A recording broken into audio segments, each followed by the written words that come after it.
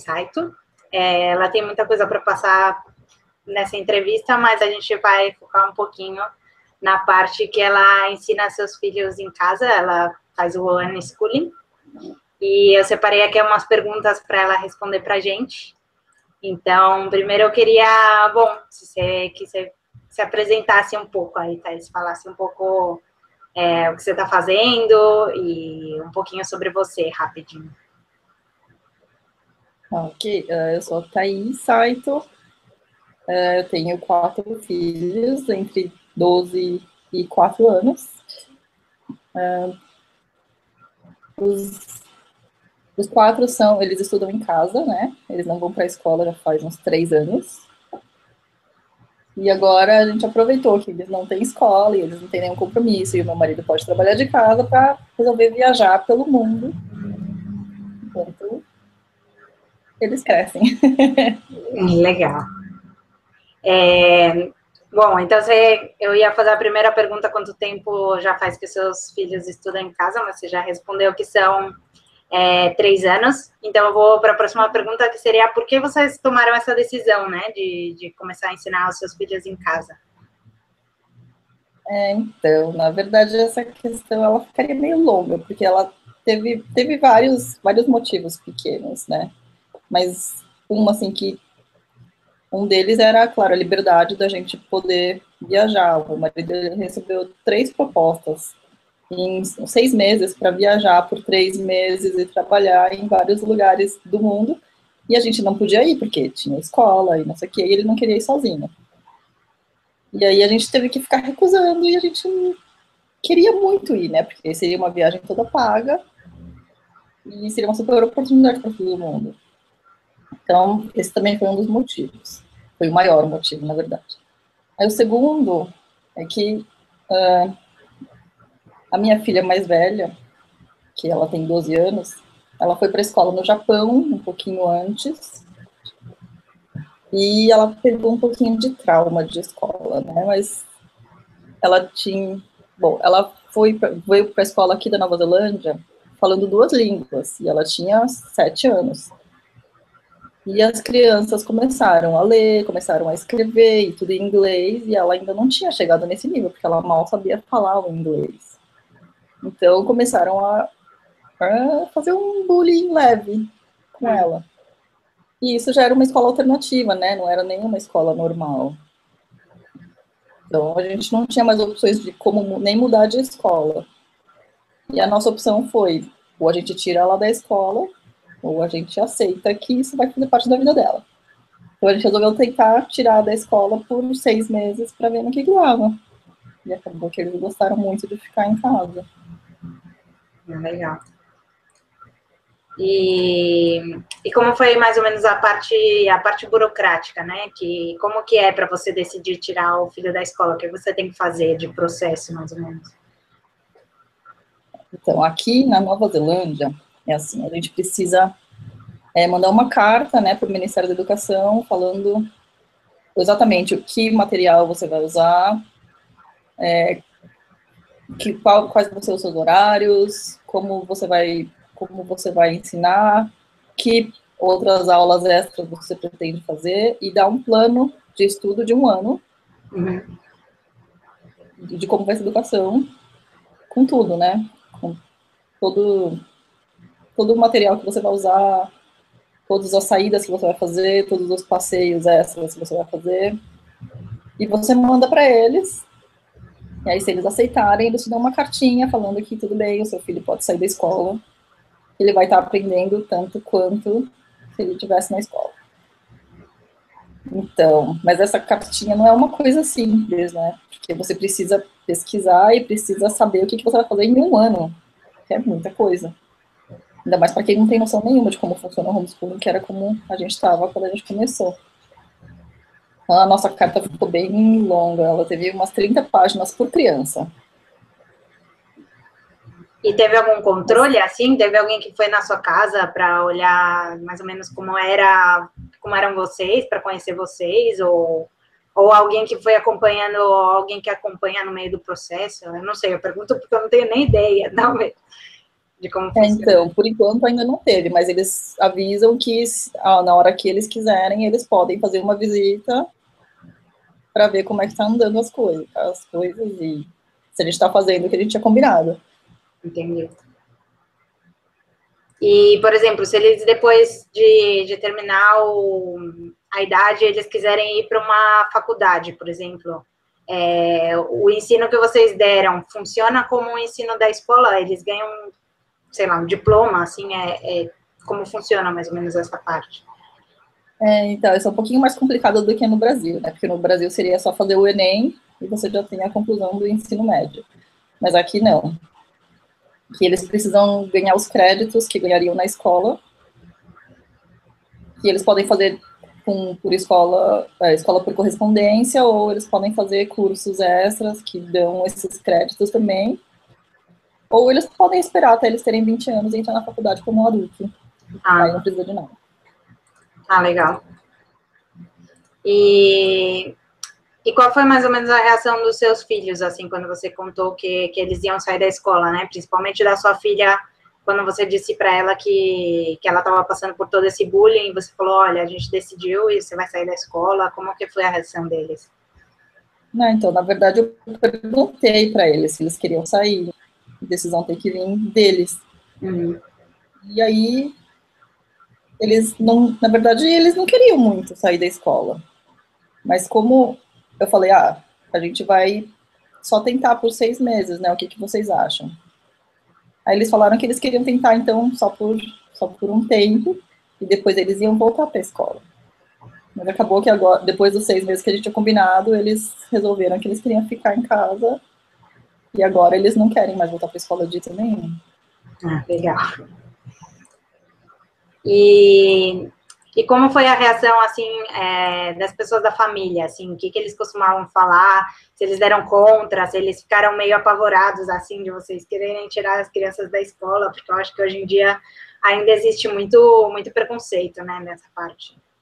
Sim, já foi unânime, todo mundo veio perguntar se a gente estava louco, por que a gente ia fazer isso, que se eles não vão para a escola, como que eles vão aprender? Normal. A gente já estava acostumado. Legal. E quais foram os principais desafios do começo, assim? O que vocês demoraram mais para pegar, assim, para conseguir fazer isso? Foi difícil acostumar a ter aquele monte de criança em casa o dia inteiro, sem nenhum momento de escape, né, na verdade. Mas acho que foi difícil para eles também começarem a ouvir a voz deles, porque eles estavam naquela coisa de escola, né, que a professora fala lá e eles vão e fazem. Ou chegava em casa, a mãe fala, então eles vão e fazem. Aí quando a gente começou o unschooling, eu comecei, não, mas vocês preferem fazer assim, ou vocês querem fazer aquilo? E aí eles falam, ai, eu não sei decidir. Então até eles começarem a decidir alguma coisa, foi o que mais demorou, na verdade. Acho que até agora a gente ainda tem um certo problema com isso. Sim. Ah, que legal. Não, é muito bom que eles tomam essa independência, eu acho que é a coisa mais legal desse método. E vocês, quando vocês começaram, você falou que vocês não tinham nem ideia e tal, vocês buscaram ajuda, um apoio, alguém que já fazia, vocês buscaram um método que já existia, como que foi? Então, eu comecei, eu pesquisei bastante, né? Eu pesquisei por uns 4 ou 5 meses antes de perguntar para eles se eles queriam. E aí, bom, eu sei que tem na internet um monte de coisa sobre vários tipos de unschooling em inglês. Em inglês tem muita coisa. Todos os tipos de homeschooling que existem. E também, aqui na Nova Zelândia, tem um monte de grupo de unschoolers e de homeschoolers católicos e de homeschoolers que fazem escola em casa. Tem vários tipos de grupos de apoio. Todo mundo foi muito receptivo, foi muito bom perceber que existe esse apoio entre os homeschoolers. Ah, legal.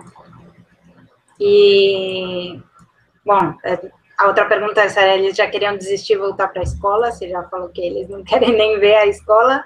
Então, como que ficou a parte, assim, da interação com outras crianças, né? Que, querendo ou não, na escola é onde a gente faz bastante amigos, onde a gente conhece muitas crianças, né?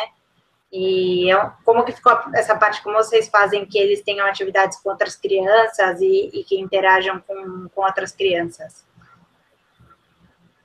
Então, a gente tinha, né, agora a gente não tem mais porque a gente está viajando, mas a gente tinha um encontro de unschoolers uma vez por semana, eles iam também num grupo de homeschoolers umas 2 vezes por semana, acho que só os meninos iam mais, a Melissa ia de vez em quando só. E eles tinham os amigos dos outros cursos extras que eles faziam, toda vez que eles saíam no parquinho, eles encontravam outras crianças diferentes. E eles foram conhecendo bastante gente, assim, também. Acho que não alterou em nada, só aumentou o círculo de pessoas que eles conhecem, né? Uhum. Ah, legal. E qual é a diferença de quando vocês começaram até agora, assim? O que vocês acham que vocês melhoraram bastante no método, assim? E que você aconselharia, talvez, para alguém que está começando, assim, que para não errar na mesma coisa que vocês? Acho que errar mesmo a gente não errou muito, mas é porque cada família é tão única que é difícil saber o que fazer. Acho que o que a gente fez foi pegar todos os métodos que existem de homeschooling, eu li todos e eu fui pegando o que me interessava de cada método. E aí a gente foi tentando aplicar de um em um. Tinha coisa que funcionava para a Melissa e não funcionava para os meninos. Tinha coisa que funcionava para um dos meninos e não funcionava para o resto. Então a gente teve que ir mantendo assim, cada coisa para uma criança. É meio chatinho.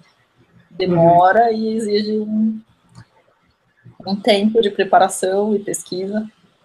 E de tentativa e erro, mas que vale a pena, porque a gente vê que as crianças, né, eles crescem muito, muito mais quando eles têm um aprendizado que é exatamente feito para eles, do jeito que funciona melhor para cada um.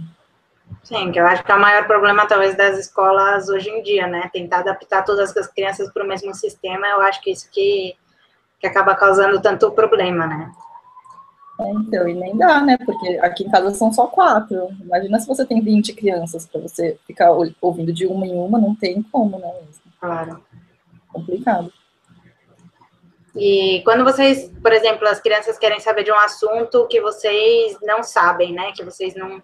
Qual é a principal fonte de informação que vocês usam? É a internet? Ou vocês costumam ir numa biblioteca? Ou buscar alguém que sabe mais sobre esse assunto? Varia, né? O que for mais fácil. Geralmente a gente começa pela internet. Aí, se tem alguém que tem bastante conhecimento no assunto por perto, a gente também pode entrar em contato. Se não, fica na internet, na biblioteca. E assim a gente vai indo de pouco em pouco, acho. Mas sempre uma coisa leva a outra, a gente usa quase tudo, mas começa pela internet. Entendi. E como funciona mais ou menos a rotina do dia a dia, sabe? Vocês têm uma hora para estudar ou vocês têm uma quantidade de hora para estudar? Vocês têm mais ou menos algum programa para organizar ou vocês, depende de cada dia como vai ser? Sei que agora é um pouco mais complicado, talvez porque vocês estão viajando, não sei como que era a diferença de quando vocês estavam realmente em um lugar e agora que vocês estão viajando. Não, a gente nunca teve um horário para estudar e nem um currículo regrado.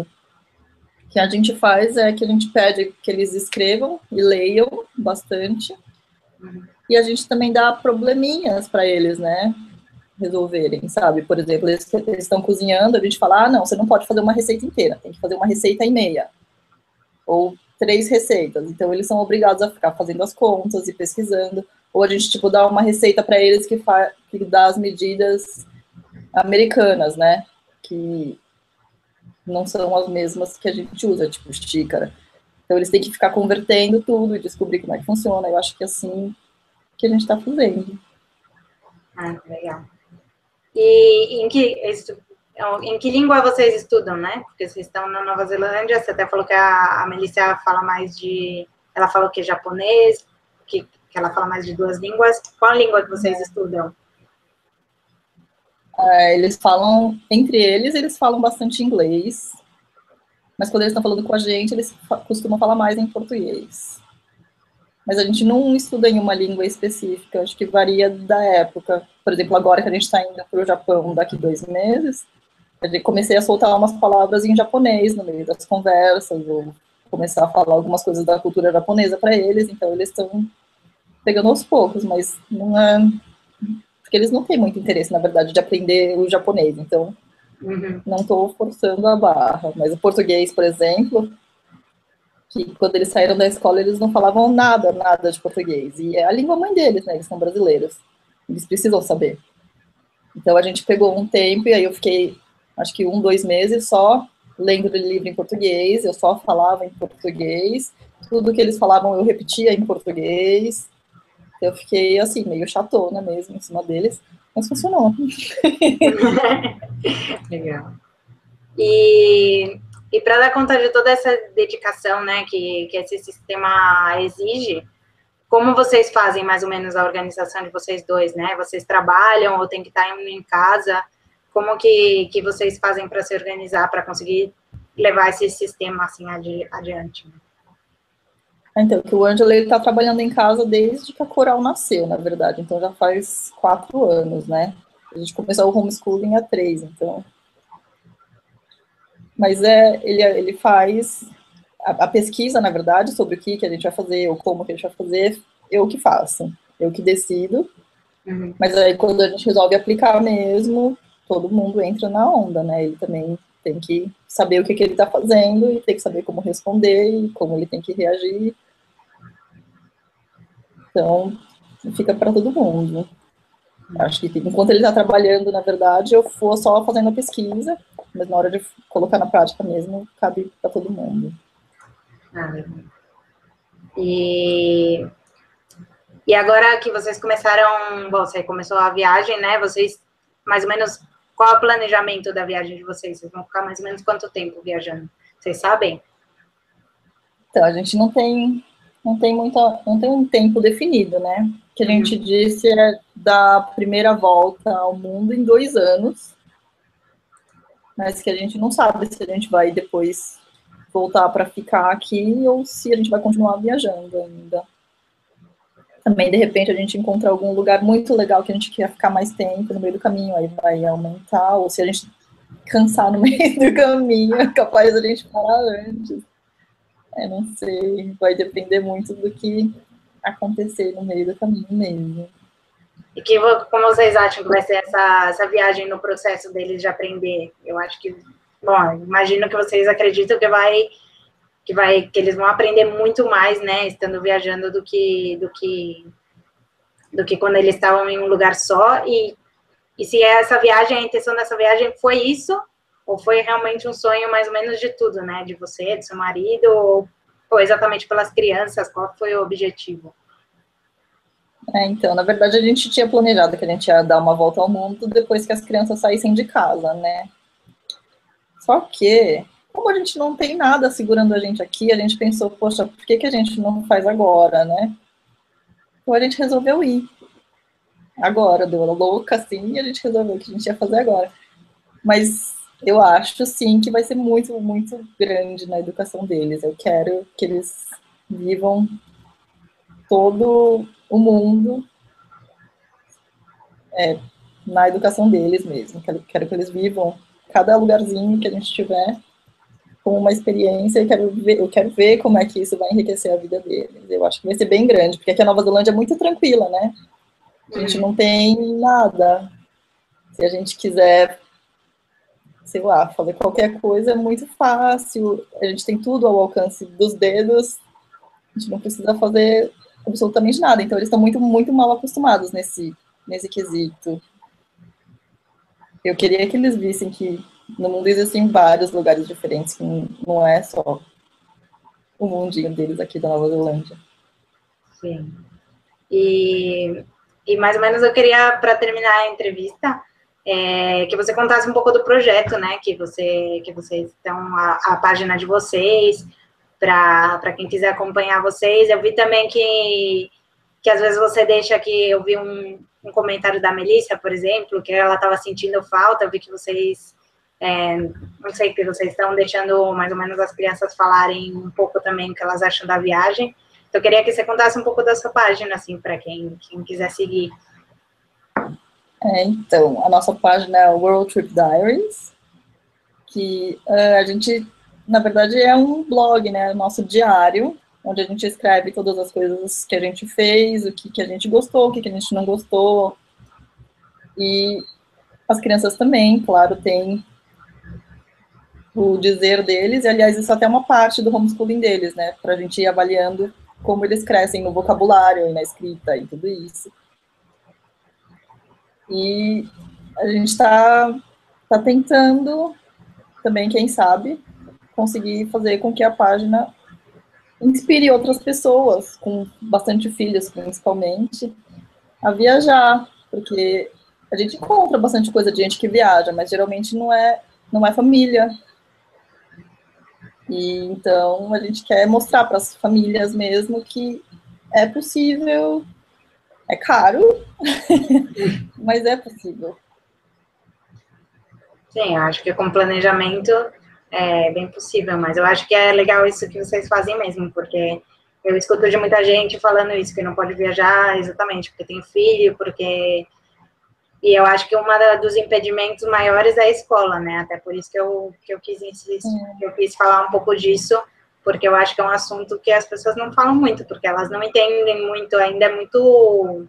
É algo que já acontece há muito tempo, mas que relativamente é novo, né? Isso de ensinar as crianças em casa, né? Na verdade, ele é mais velho do que a escola, né? Sim, exato, mas é uma coisa que, teoricamente, é novo porque as pessoas não conhecem, né? Sim, é que hoje em dia o padrão é a escola, né? Sim. Mas sim, então, só que a gente não quer que todo mundo largue tudo e vá viajar, a gente só quer mostrar para as pessoas que é possível eles conhecerem lugares novos, mesmo que seja na viagem, nas únicas férias que eles têm por ano, viajar com os filhos. Uhum. Ah, legal. Matheus, eu te agradeço muito, muito por fazer essa entrevista. Eu acho que é um assunto muito legal e talvez eu teria mais 1000 perguntas para fazer da viagem, mas a gente deixa para uma próxima conversa. E nada, eu te agradeço muito, eu acho que é um assunto muito legal. Eu nem tenho filho e, na verdade, já tenho um pouco de curiosidade, porque eu acho, para mim é novo, sabe? Porque eu nunca ouvi, desde criança, eu nunca ouvi a possibilidade, eu não conheço nenhum amigo que tenha feito isso, sabe? Então, por isso que eu digo assim, que é novo, porque eu nunca conheci alguém que fez, sabe? De alguém próximo. Então, eu acho muito legal as pessoas saberem que existe essa possibilidade, né? Principalmente porque é uma possibilidade que deixa a gente mais livre, né? Mais livre para poder mudar e fazer o que a gente quiser. Então, na verdade, não é uma possibilidade para todo mundo, né? Porque no Brasil, por exemplo, não é legal. Na Espanha também eu acho que não é legal, até onde eu tenha pesquisado. Mas tem vários lugares no mundo onde existe essa possibilidade. Sim, bom, que sirva pelo menos para as pessoas conhecerem, quem sabe um dia a gente chega ao ponto que seja legal em todos os países, né? Sim. Obrigada, Júlia. Foi um prazer. Obrigada a você por toda e boa sorte aí na sua viagem e tudo. Obrigada. Tchau. Tchau.